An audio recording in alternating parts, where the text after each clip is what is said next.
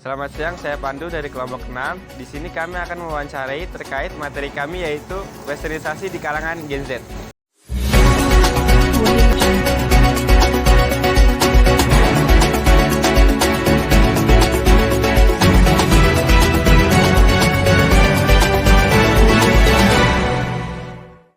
Oke, di sini kita akan mewawancarai narasumber kita.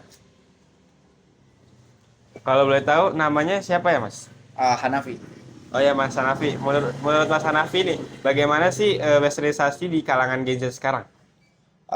Menurut saya sih kalau untuk di Gen Z sekarang ya Sekarang. westernisasi itu banyak negatifnya sih, Negatif. kecenderungan dari positif. Cuma kalau untuk positifnya ada sih sedikit.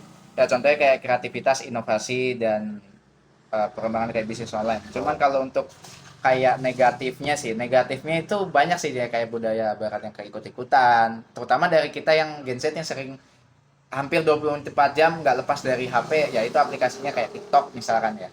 Jadi kayak contoh misalkan tren yang ikut-ikutan dari contoh penampilannya juga lebih kayak bukan dari melupakan dari Budaya Indonesia. budaya bangsa kita sendiri. Jadi kok penampilannya bisa lebih ke barat-baratan yang lebih terbuka, jadi melupakan bangsanya sendiri yang lebih sopan santun dan tertutup gitu Oh sih. iya, oh iya. Tapi bagaimana tanggapan kalau TikTok itu membantu banyak sekali orang ya untuk menjadi kreator?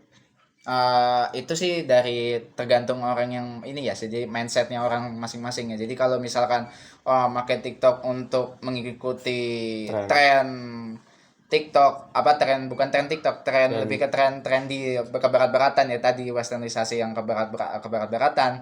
Tapi kalau untuk kayak misalkan mindsetnya untuk kayak pengusahawan, ya, jadi kayak misalkan lebih untuk biar kita lebih oh produktif, iya. lebih produktif betul. Jadi itu tergantung dari mindset yang mereka masing-masing sih. Cuman kan jeleknya sekarang Gen Z nggak mau ketinggalan kuno, betul kan? Jadi kayak ketinggalan kuno, jadi nggak mau kayak itu kuno, pingin kayak lebih ngikutin ke TikTok, kayak kehidupan sehari kayak makan siap saji segala macam, pesen online apa namanya, belanja online itu kayak mengikuti keberagaman. Jadi kita kayak kurang dari menampilkan budaya bangsa kita sendiri. Banyak yang lupa. Ya, bagaimana kita mendorong Gen Z ini supaya Gen Z sekarang tuh mau produktif? Untuk produktif, pesan saya harus bangun pagi.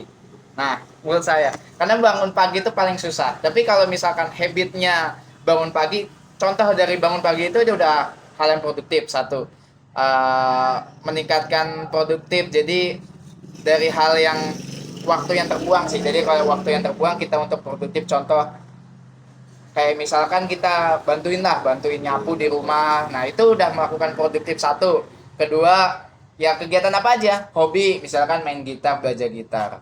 Jadi kan selain dapat produktifnya, kita dapat pengalaman juga. Buat ilmu ya? Betul, ilmu, pengalaman. Nah jadi kita meningkatin produktifnya aja Skill setiap hari, juga ya. jadi biar satu konsisten sama habitnya lebih ke produktif. Jadi melatih kebiasaan aja biar lebih produktif. Biar biar nggak ada waktu yang terbuang ya. Nah, betul. Jadi lebih produktif aja. Dan jangan lupa istirahat sih, gitu.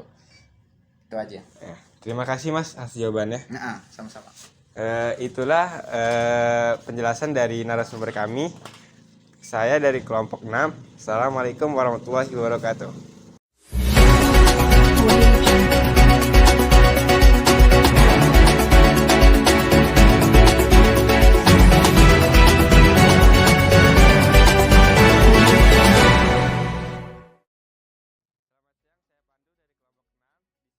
Terkait materi kami yaitu sosialisasi di kalangan Gen Z. Yaitu sosialisasi di kalangan Gen Z.